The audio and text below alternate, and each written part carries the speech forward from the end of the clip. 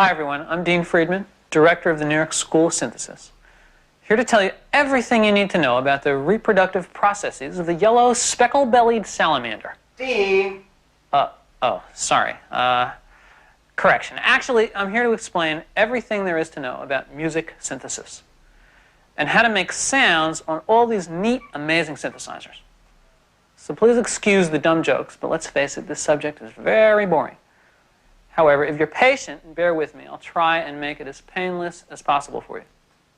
So, ready?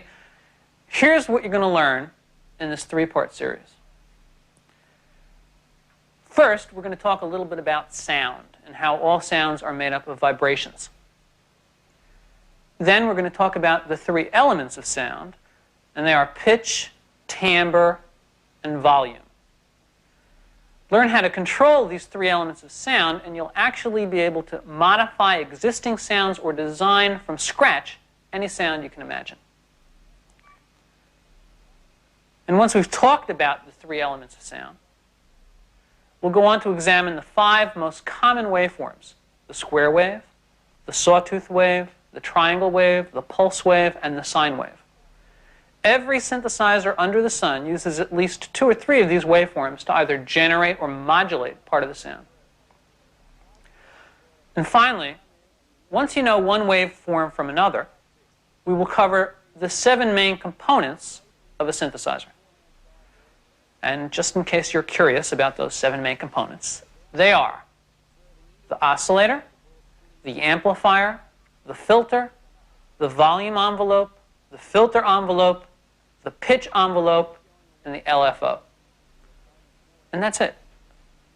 Really, once you understand about vibration, about the 3 elements of sound, about the 5 most common waveforms, and finally the 7 main components of a synthesizer, you will be well on your way to designing your very own sounds on your very own synthesizer.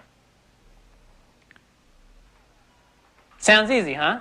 Well, actually, it's not all that hard once you've got these basic concepts down.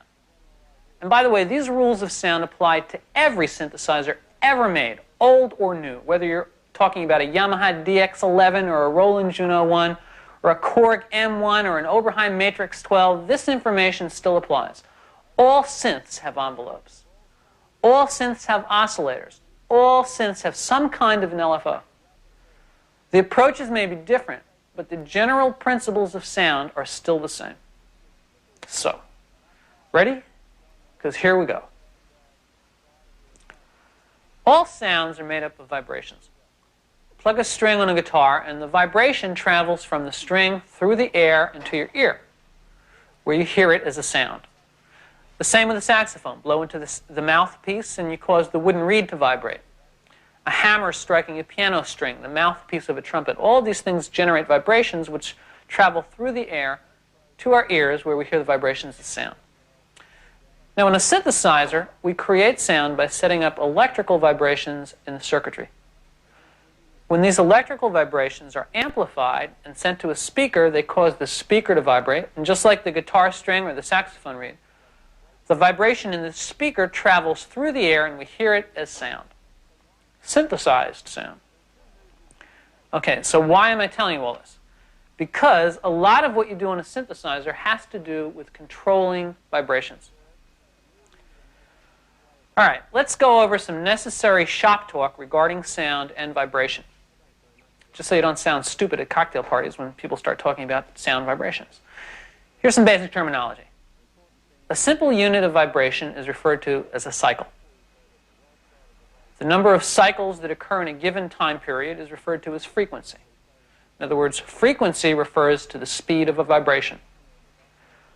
The number of cycles or individual vibrations that occur in a single second are referred to as hertz. Not the rent-a-car, but hertz. In other words, if a note on a trumpet vibrates at a rate of, say, 440 times a second, we say that the note has a frequency of 440 hertz. The term kilohertz equals 1,000 hertz. So if we say a sound has a frequency of 5 kilohertz, or 5K, we mean that it has a frequency of 5,000 cycles a second. That is, it's vibrating 5,000 times a second. Just so you have some frame of reference for all this let's talk about the audible frequency range. The audible frequency range is the frequency range in which we, as humans, as opposed to porcupines or wombats, are capable of perceiving sound. This range falls between 20 hertz and 20K. That is, between 20 vibrations a second and 20,000 vibrations a second. Anything that falls within that range, we will hear as sound. Anything that falls above or below that range will not be discernible to us. Now, as some of you no doubt know, dogs are capable of hearing frequencies which are higher than that. They can hear sounds that we can't hear. And it was only discovered recently that elephants are capable of discerning frequencies which are in fact much lower than the audible frequency range for humans. Maybe those big ears have something to do with it. I don't know. In fact, some people postulate that homing pigeons navigate by being able to hear the sub-audio frequencies which are generated by mountain ranges and the movement of the continental plates. Strange but true. Anyway, the point of all this is that vibrations in a given range make sounds that we hear. And all the terms I just mentioned, cycle, frequency, hertz, kilohertz, all these terms have to do with the sound's vibration. Learning how to control and manipulate these vibrations is what music synthesis is all about. So let's talk more about these sound vibrations. First of all, how is it we can tell one sound from another? How do we differentiate a trumpet sound from, say, an electric guitar sound? And for that matter, when we hear two different notes played on the same instrument, how do we tell those two notes apart? Well, different sounds are created by different kinds of vibrations. And in order to discuss those differences, we need to examine the three main elements of sound. And they are pitch, timbre, and volume. Having fun so far? Listen, all sounds can be described in terms of these three main elements. So let's start with pitch. Actually, pitch is just the musical term for frequency. If a sound has a frequency of 440 hertz, that means it has a pitch of A above middle C. In fact, anything that vibrates at a rate of 440 times a second is going to generate the pitch of A. A guitar string or a saxophone reed, even a building. If a building were to vibrate 440 times a second, it would fall down, but as it was falling down, you would hear a big A. So, pitch equals frequency. In sound, the higher the rate of vibration, the higher the pitch, and vice versa. The lower the frequency of a sound, the lower its pitch. And we can use this basic principle of pitch when we sit down to design sounds. If you're trying to synthesize the sound of a high-pitched instrument, such as a flute or piccolo, you reach for the part of the synthesizer that controls frequency, the oscillator, and dial up a high frequency. If you're trying to create a fat bass sound, you dial up a low frequency.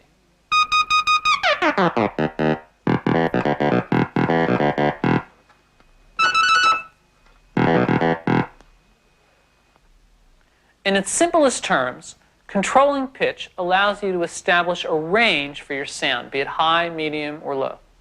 But more than that, being able to control pitch opens up the door to a whole range of sound design options like chorusing, vibrato, programmed pitch bend, and stuff like that. That's pitch. Now let's talk about timbre, or timbre, as lumberjacks say. Timbre refers to a sound's unique character. Timbre has to do with the sound's color, its tone, that is, its brightness or darkness. Timbre is how we tell the sound of a trumpet from the sound of an oboe, even if they're playing the same exact pitch. A sound's timbre has to do with its harmonic structure. And in order to define timbre, we first have to understand all about harmonics.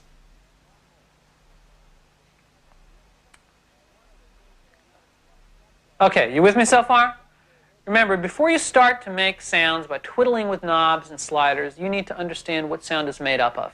So, harmonics. Here's a useful analogy.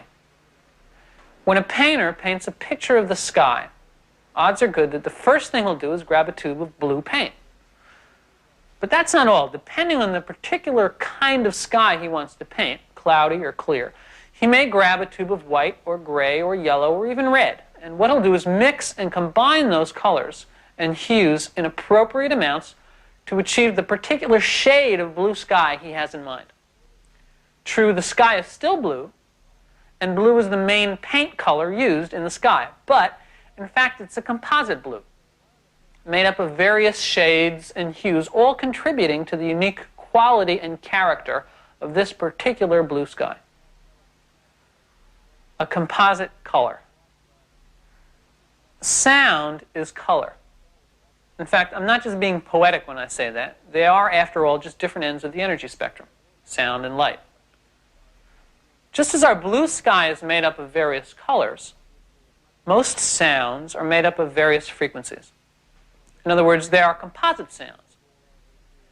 When you hear the note C played on a trumpet, you're not just hearing that C. You're hearing an octave above that C, a G a fifth above the octave, another octave C, the E a third above that. In fact, you're hearing an entire series of related frequencies, all of which combine in varying amounts to the unique quality of the main frequency of C. Just as those other colors combine to create a particular kind of blue, these other frequencies combine to create a particular kind of C. C is still the main frequency. It is the lowest frequency in the sound as well as the loudest, but it is not alone. The fact of its being the loudest and lowest means that we discern its pitch above all of the other frequencies, and as the main frequency, we refer to it as the fundamental. All the other frequencies that make up the composite sound are called harmonics, or overtones, or partials. Those three terms, harmonics, overtones, and partials, all refer to the same thing. Those upper frequencies above the fundamental, which when combined give a sound its unique tone, its timbre. We call this arrangement a sound's harmonic spectrum. And what's important to realize is that the arrangement of these harmonics in pitched instruments is not random. In fact, they fall into a very fixed and predictable pattern, which we call the natural harmonic series. When I refer to pitched instruments, I mean any instrument like a piano, guitar, brass, woodwind, that produces a discernible pitch, a musical note, as opposed to non-pitched percussive instruments like drums, bells, cymbals, woodblocks, and the like. The difference is that pitched instruments have a very orderly and predictable harmonic spectrum. As I just said, the natural harmonic series, whereas non-pitched instruments like drums and bells don't. You see, if you examine the harmonic relationship in a pitched instrument, you'll discover a very strict mathematical ratio between the fundamental and its harmonics. The frequency of the harmonics in ascending order will be 2 times, 3 times, 4 times, 5 times the fundamental, and so on. These are all whole number multiples of the fundamental. On the other hand, on non-pitched instruments, the composite frequencies have very irregular and unpredictable relationships. In fact, it's often difficult on non-pitched instruments to determine the fundamental pitch at all. Take a bell, for example. Instead of a bell's harmonics being 2, 3, or 4 times the fundamental, they might be 2.7 times or 1/3 times the fundamental, an irregular harmonic relationship which results in a characteristic non-pitched dissonant sound. So why am I telling you all this? Well, because once you understand the ingredients of timbre and how to manipulate harmonics, you can then create your own timbres. For example, let's apply our knowledge of harmonics to making a simple bell. Now, I just told you a moment ago that one characteristic of a bell sound is that its harmonics are not whole number multiples of the fundamental. That, in fact, the harmonics of a bell are irregular or dissonant. Let's hear what that actually means. First, I'll design a basic bell-like envelope. A short attack and a long release.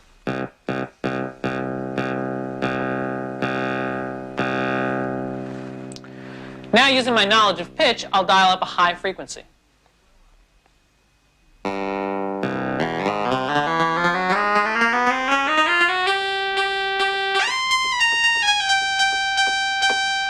Almost bell-like, but not quite. Now let's try adding a harmonic that is obviously dissonant and see what happens to the character of the sound.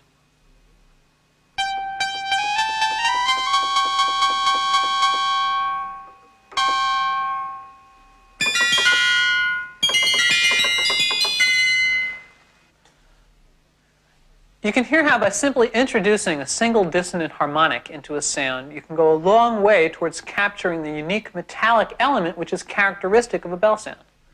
The point is we're able to achieve this effect on purpose, using a basic understanding of harmonics.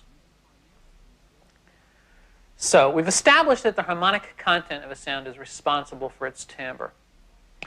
Now understand that in its simplest form, controlling timbre is simply a matter of making a sound brighter or darker. If a sound has a lot of upper harmonics, it will be bright. If it has mostly lower harmonics and fundamental, it will be dark. On a typical analog or hybrid synth, we would achieve that by opening or closing the filter. As we open the filter, we allow the higher harmonics to be heard. The sound gets brighter.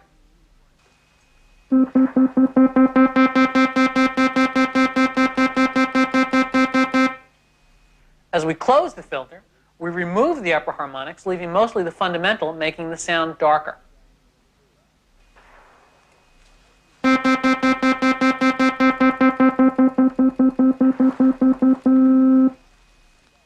If we close the filter almost completely, we're left with pure fundamental, no harmonics.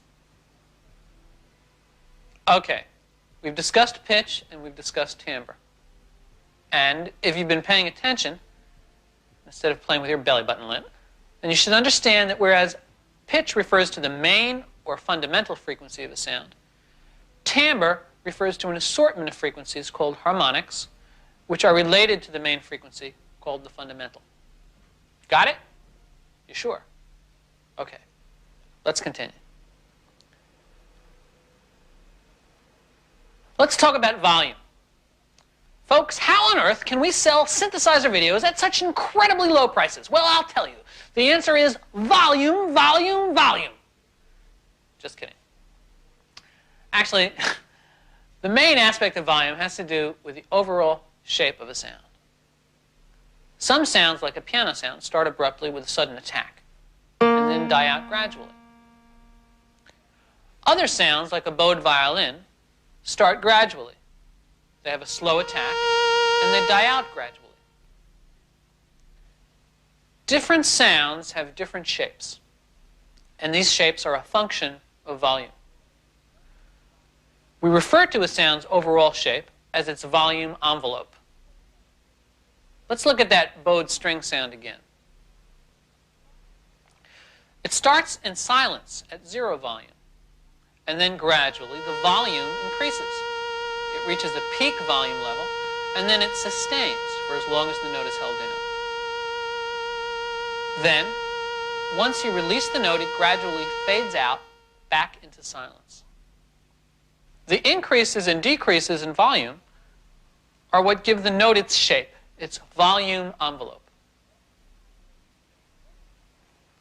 Just as we have a way of controlling pitch using a frequency control, and just as we control timbre using some kind of filter control, there's a section on every synthesizer that allows you to design the shape or volume envelope of a sound. And that's called the volume envelope. Listen to what happens when I take this nice string sound and give it a sudden attack instead of a gradual one.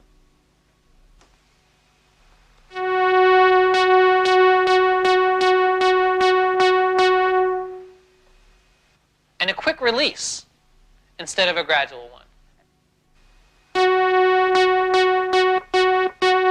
And no sustain at all.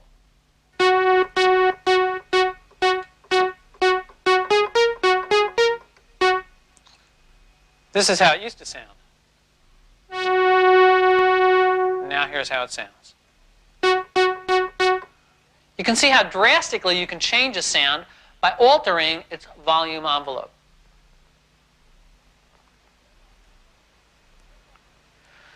We'll talk more about the volume envelope in a while. For now, just try and understand that any sound can be described in terms of these 3 elements: pitch, timbre, and volume. And each of these aspects of a sound can then be addressed on a corresponding component on a synthesizer. You want to affect the sound's pitch, you reach for the frequency control of the oscillator. You want to affect the sound's timbre or its brightness, you reach for the filter, or in the case of an FM synth, you look for the modulator.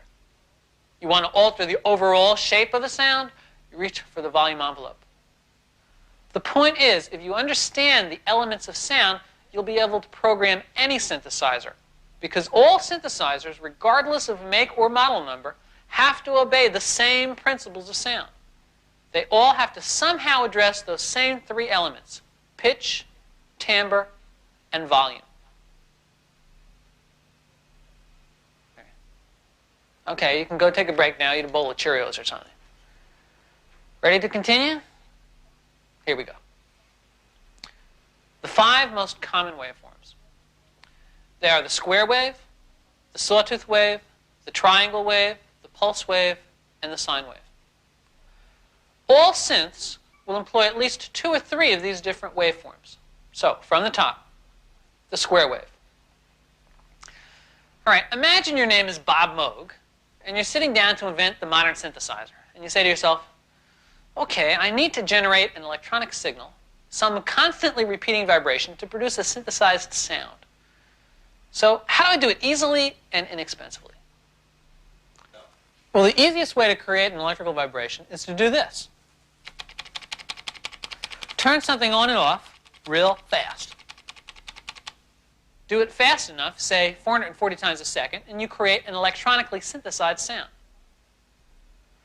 Well, that's not that hard to do. There are circuits that go instantly on and then instantly off, or positive and then negative, and that's what he did. The result is a vibration called the square wave. The name describes the shape of a single cycle of the waveform. The sound of a square wave is round with a little bit of edge.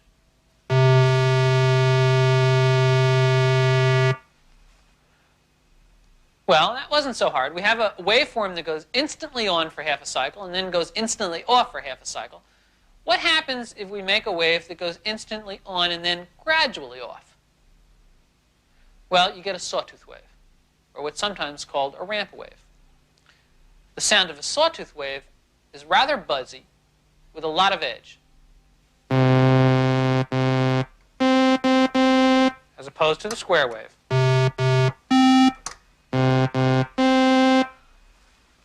So, we have a square wave which goes instantly on and then instantly off. A sawtooth wave that goes instantly on and then gradually off. What if we make a wave that goes gradually on and then gradually off? It's called a triangle wave. The sound of a triangle wave is round and pure with almost no edge or buzziness.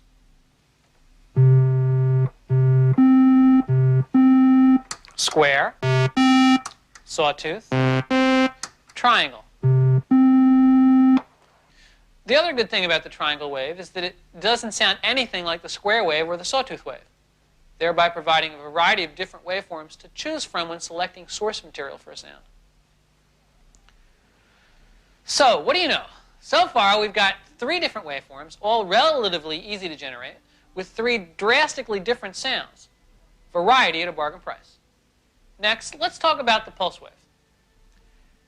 You know how in geometry, a square is actually a special kind of a rectangle with equal sides and angles. Well, a square wave is actually a special kind of pulse wave. You see, a pulse wave is just like a square wave, in that it goes instantly on and then instantly off, except that whereas a square wave is up 50% of the time and then down 50% of the time, a pulse wave can be up 30% of the time and down 70% of the time, or up 25% and down 75%. A pulse wave is variable, sort of like adjustable roller skates. You change the proportions of a pulse wave to suit your needs. And as you change the ratio, or what's called the duty cycle of a pulse wave, you also change its sound. In other words, you can get many different waveforms for the price of one. The pulse wave can sound either thin and reedy, when the duty cycle is around 10 or 15%, or it can sound round with a little edge, when the duty cycle is at 50%. And in fact, when you set the duty cycle of a pulse wave so that the ratio is 50-50, what you actually have is a square wave.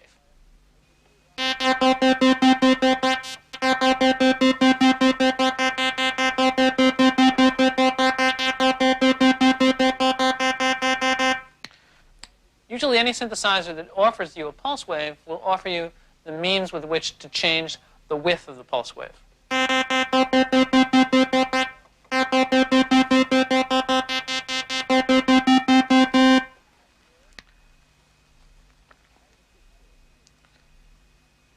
see, when the pulse wave has a duty cycle of 50%,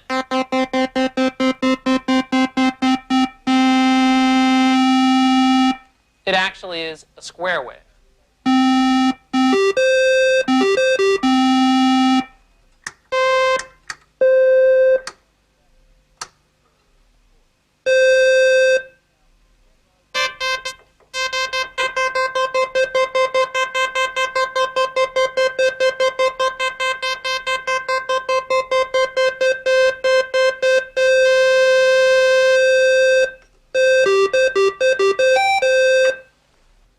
Got it?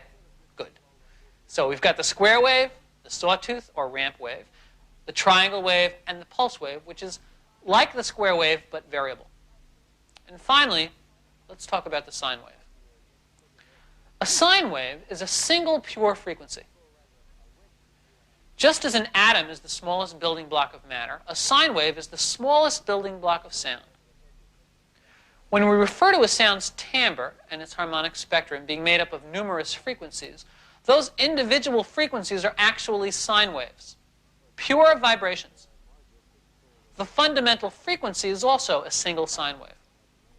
It's when we start combining those individual pure sine waves to create a harmonic spectrum that we create the other kinds of waveforms, such as square waves and sawtooth waves. The sine wave looks like this.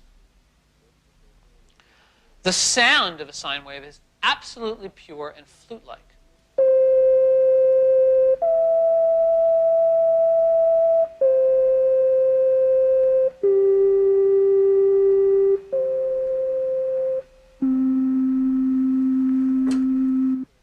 The sine wave is also important because, as the basic building block of sound, it plays a crucial role in the creation of FM sounds, something we'll talk a little bit about towards the end of the series.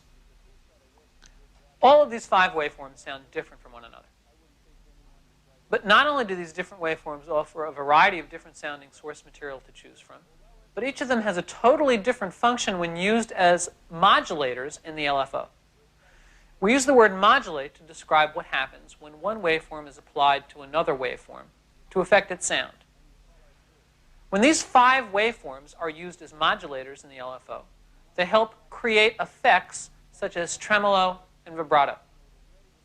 For example, listen to the effect a triangle wave has on a sound when it's used in the LFO to modulate pitch.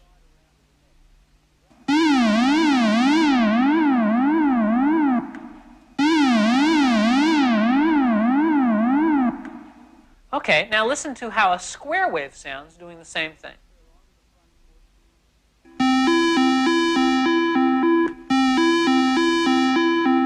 As you can see, different waveforms have different modulating characteristics. Here's how a square wave modulates pitch. A sawtooth wave going down.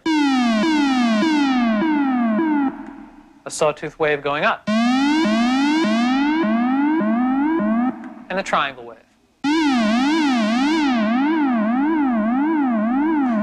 Different waveforms have different characteristics, both as sound sources and as sound modulators. Become familiar with them because you'll find them popping up all over the place. Anyway, that's them, the 5 most common waveforms. So, where are we?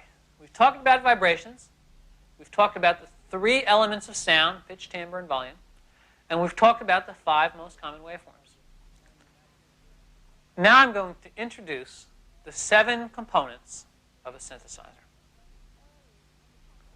Once we've discussed these 7 components, you'll know enough about synthesis to actually begin making some of your own sounds. Here goes. The 7 components of a synthesizer are the amplifier, the oscillator, the filter, the volume envelope, the filter envelope, the pitch envelope, and the LFO. Now, before we start, I have to say one thing. Some of you wise guys out there might be sitting home saying, well, wait a minute, I have an FM synthesizer or a Casio C or something like that or the other, and I don't have a filter or a filter envelope, so what's he talking about? Even if you don't have a component that is labeled filter envelope on your synthesizer, the fact of the matter is every synthesizer in existence has some means by which it allows you to change and manipulate the harmonic content and the harmonic envelope of a sound. Remember we talked about harmonics? Good. The point is, even if your synthesizer doesn't contain the word filter anywhere in its panel, it still has the equivalent of a filter, whether it's called a modulator or something else. As I explain the 7 main components of a synthesizer, I'll be giving examples of how each of these 7 main components is represented on some of today's most popular synthesizers. The point is, the principles I'm explaining to you relate to all brands of synthesizers, digital, analog, hybrid, or hyper-cross translateral. Trust me on this one. Okay. In very general terms, here's what these 7 components do. The amplifier, also known as the VCA or DCA. The amplifier controls the volume of a sound. It makes things louder and softer. Remember we talked about the volume envelope, the overall shape of the sound. Well, it's the job of the amplifier, along with the instructions it gets from the volume envelope, to make the sound louder and then softer. I'll demonstrate all this when we get to the volume envelope. So the amplifier controls volume. Next, the oscillator, also known as the OSC, the VCO, or the DCO. The oscillator controls the frequency of a sound. Remember we talked about pitch and how in musical terms frequency equals pitch. Well, the oscillator controls the pitch of a sound. If we want to make a high-pitched piccolo sound, we reach for the oscillator and do this.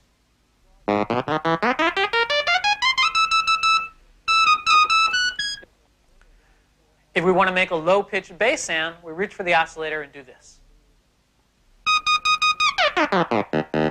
Now, some of you are probably wondering why I'm demonstrating some of these parameters on what appears to be an ancient analog synthesizer. Well, the reason is because it's got knobs and faders. And it enables us to, first of all, program sounds a lot more quickly than the modern digital keyboards, and also have an opportunity to see what's happening to the parameter as we change it. The point to keep in mind is that this seemingly ancient synthesizer still addresses sound in the same exact way that the modern digital keyboards do. The same principles of sound apply. To demonstrate that, let me show you how I can change frequency exactly the same way on a newer keyboard.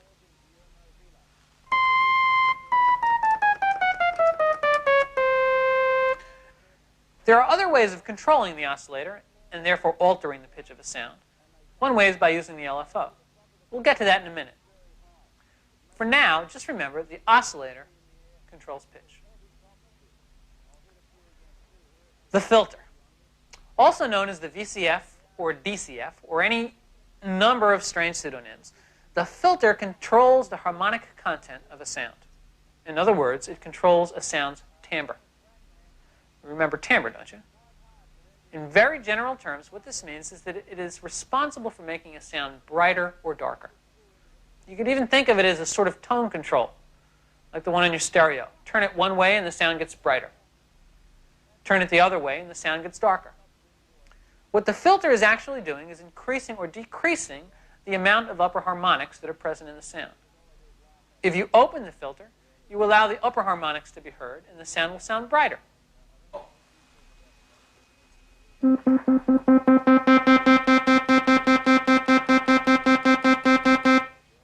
As you close the filter, you filter out those upper harmonics and the sound becomes duller and darker.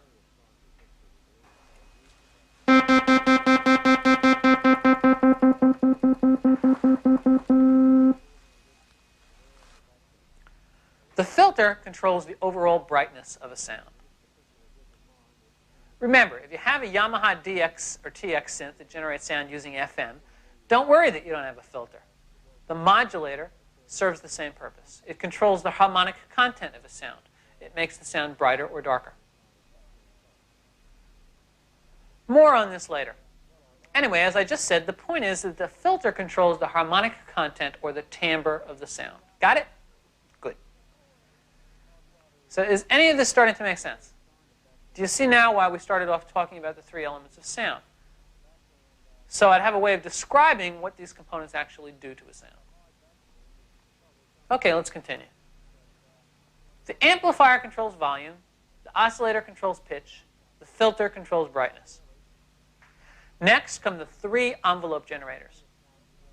the volume envelope, the filter envelope, and the pitch envelope. We've already talked a little bit about the volume envelope as it relates to the third element of sound, volume. Let's examine it a little more closely. The volume envelope is actually a group of settings that send instructions to the amplifier telling it when to get loud, how loud to get, and how fast it should take to get there. It's kind of like a dumb football player jock and his coach. Really, the amplifier is the dumb jock, and the envelope generator is the coach that tells him what to do. So, for example, when I press a key down with my finger, the envelope yells to the amplifier, "Hey, he pressed his finger down. Hurry up and start getting louder until you reach your peak volume." And the amplifier starts getting louder. And the envelope generator says, "Okay, you've reached your peak volume. Start getting softer until you reach your sustain level. And just stay at that level until I tell you what to do." And so the amplifier goes to the sustain level and stays there like a dummy, waiting for the envelope generator to tell it what to do. And finally, the envelope generator shouts to the amplifier, "Okay, he took his finger off the key, so go back to 0. Make sure you take 4 seconds to get there." So as you can see, the amplifier in tandem with one of the 3 envelope generators creates the volume envelope for a sound. The envelope generator is generating instructions about rates and levels. In other words, how fast to get loud, how loud to get. These instructions are responsible for giving a sound a dynamic shape. Without them, the sound would just sit there like a lump. Envelopes create motion over time. They change things automatically. The original envelopes had only 3 or 4 stages. They were called ADSR, which stands for attack, decay, sustain, and release. Nowadays, we have envelopes with as many as 8 or 16 stages, each with its own rate and level. We'll talk about them in more detail in part 2. The point is, even though today's envelopes are a little more flexible, they still serve the same function as the original ADSRs. They give a shape to the sound. There are 2 other envelopes to discuss, and they are the filter envelope and the pitch envelope. Both of these envelopes are identical in function to the volume envelope. The only difference has to do with what other component they're affecting. The volume envelope created a shape for the sound's volume by sending instructions to the amplifier. In the same way, the filter envelope creates a shape for the sound's brightness by sending instructions to the filter. Listen to this brass sound. Not only does the sound have an overall volume envelope shape, but if you listen to the brassy blat at the beginning of the note, you can hear that the sound also has a separate shape for the brightness of the sound.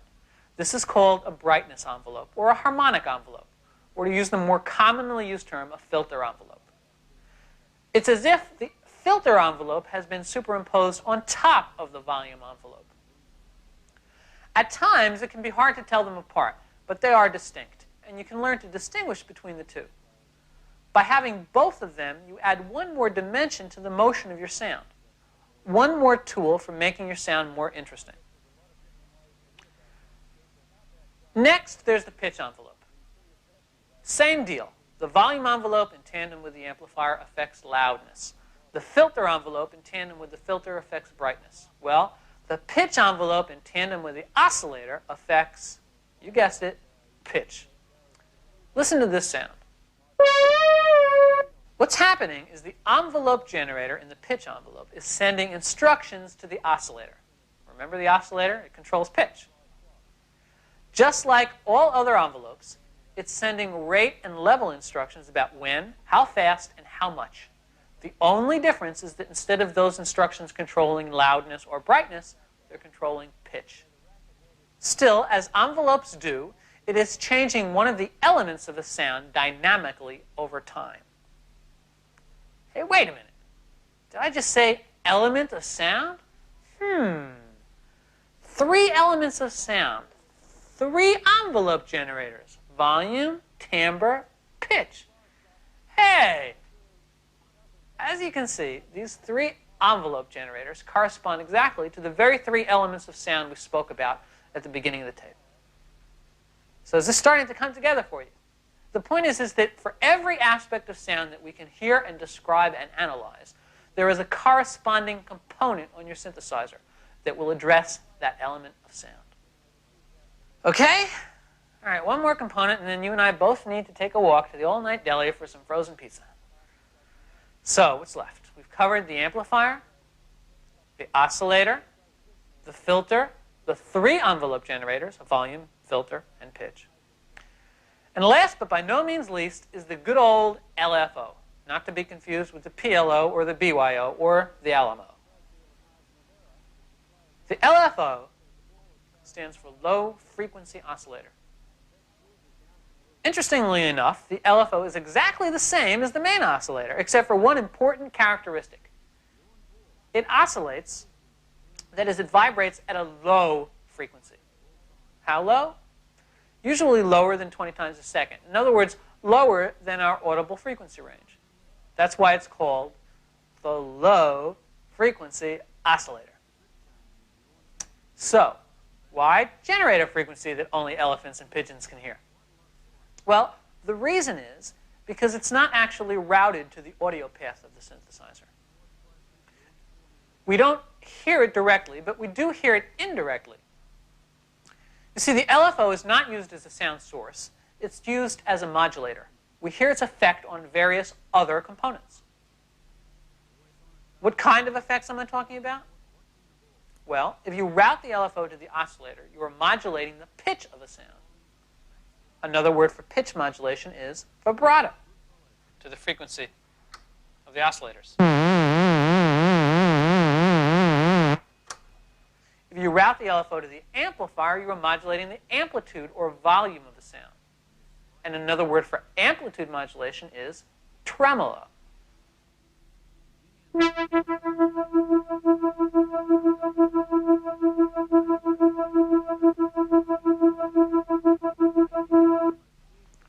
If you route the LFO to the filter, you're modulating the harmonic content of the sound. And, well, there is no other word for filter modulation. It's just called filter modulation.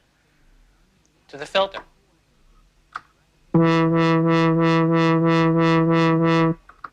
In some sense, you can even route the LFO so that it controls the width of the pulse wave. This is called pulse width modulation, and it sounds like this. To the pulse width of A and B.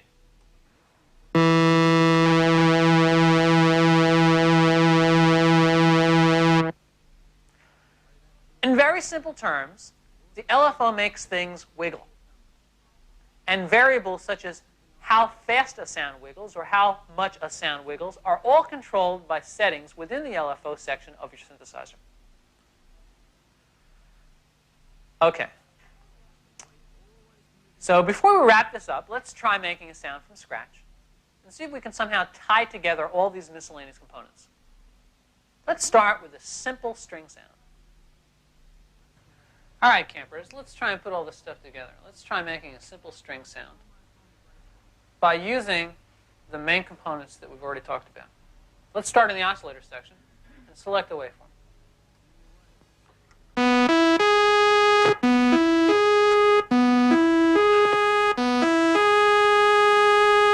We can select any one of these three or all three, or any combination thereof. And we have a dual oscillator system, so we can combine in varying amounts to suit our needs. We can always go back later and adjust it, but for now, let's select a combination of waveforms that has a certain amount of brightness to it. Remember, you can always filter out too much brightness.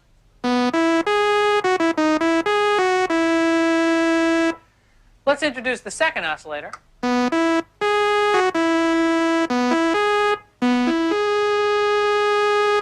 And now let's detune the two oscillators to get a little chorusing.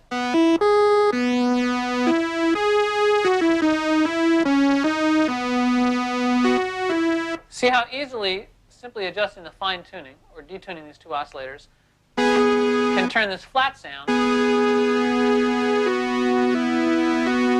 into a lush sound.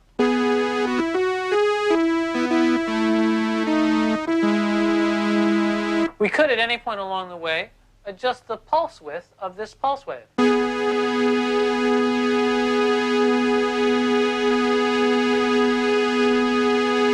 And adjust the relative balance of the two oscillators.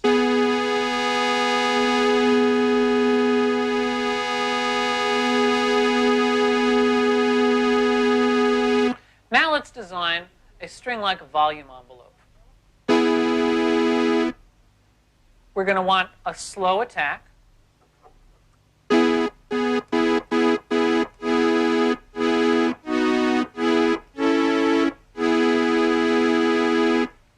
And a slow release.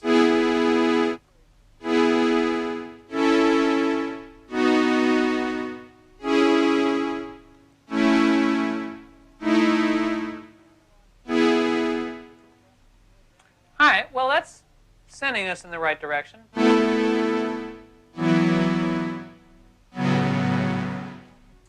That is a string-like volume envelope. And our textures are appropriate for our needs. Let's try designing a filter envelope that will address an important characteristic of a string sound. The attack of a string sound, which contains a rosin effect. We'll do that by adding a small amount of brightness in the very beginning of the filter envelope. First, let's lower the sustain level.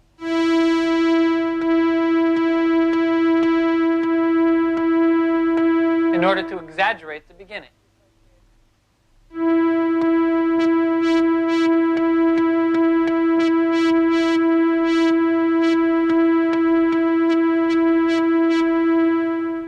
You can hear how simply by adding a little bit of attack, I've created a brightness shape in the very beginning of this string envelope.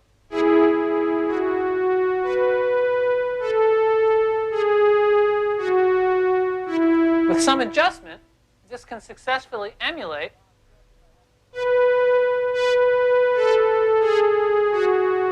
the characteristics of a real string.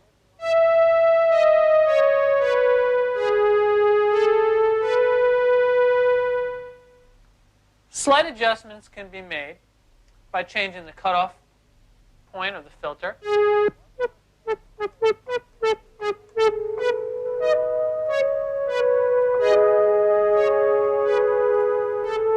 And by adjusting the envelope amount.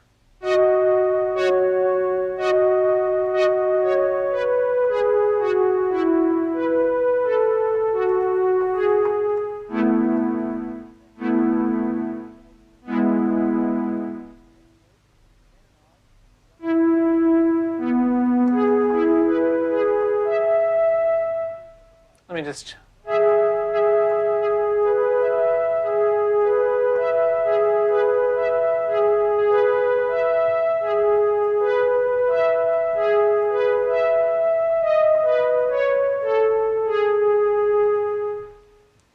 Although it may seem subtle, here's an example where we have designed a filter envelope superimposed on top of the volume envelope to help give shape to the overall sound.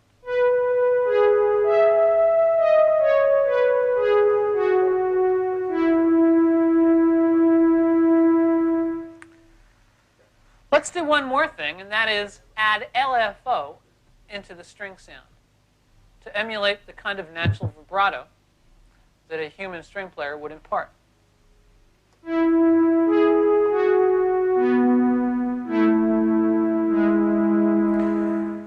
I can choose to send the LFO modulation to any of three destinations: to the frequency of A and B, that is to control the pitch of the oscillator; to the pulse width of A and B, that is to control the width of the pulse wave of both oscillators; or to the filter.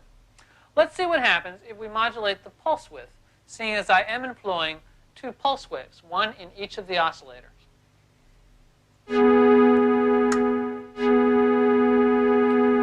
I've routed the LFO to the pulse width, and now let me increase the amount of the LFO to hear what its effect will be.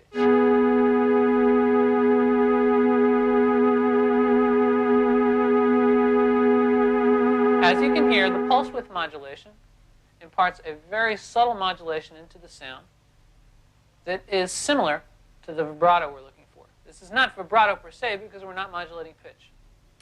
We're modulating the width of the pulse wave.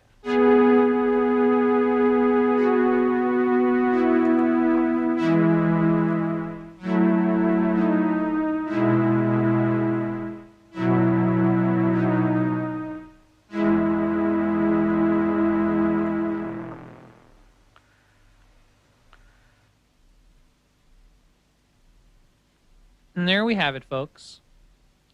A simple string sound. As you can begin to see, I was able to make this sound by applying the very principles we've discussed, the 5 most common waveforms and the 7 main components. Let's just review my steps. First, I selected waveforms in the oscillator section. I chose from among sawtooth waves, triangle waves, and pulse waves. Remember, the pulse wave, when its duty cycle is at 50%, is a square wave. Then, by controlling the pitch of one of the 2 oscillators, I was able to achieve a chorusing effect to fatten up the sound. Remember, the oscillator controls pitch. Next, I designed a volume envelope to create an overall shape for my sound. Remember, the envelope generator in tandem with the amplifier creates the volume envelope. Then, I designed a filter envelope to create a particular brightness shape for the rosiny bow-like effect. Next, I modified it slightly using the filter. Finally, I went to the LFO, the low-frequency oscillator, and using a triangle wave as a modulator, I modulated the pulse wave in the oscillator section. This is just one example of how to employ some of these waveforms and components to make sounds. The newer hybrid synths, like the Ensoniq SQ80, the Roland D50, the Korg M1, offer variations on these methods, but the basic principles are still the same. All synths have an oscillator section that lets you alter pitch. All synths have a volume envelope. All synths have some kind of a filter or method for altering harmonic content. And all synths have some kind of an LFO. They may call them by a different name. They may implement them slightly differently. But essentially, these 7 main components are the same regardless of make or model number. An oscillator is an oscillator, a volume envelope is a volume envelope, and an LFO is an LFO. And those 7 main components are what this series is all about. And that's it for part 1. Sure, we still have to examine those 7 main components in greater detail and talk about how they interact with each other. And yes, there are a number of other parameters and effects, such as noise, sync, chorusing, keyboard follow, which we haven't talked about. But those 7 components I've just described to you are the real meat of the matter. Once you have a thorough understanding of what they are and how to manipulate them, you'll be well on your way to becoming an accomplished synthesist in your own right. So, any questions, just drop a line to the New York School of Synthesis, Post Office Box 878, Ansonia Station, New York, New York, 10023. Please enclose a self-addressed stamp envelope for reply, only because we're cheap and we want to save on postage. Well, see you all next time. All right, where's the pizza?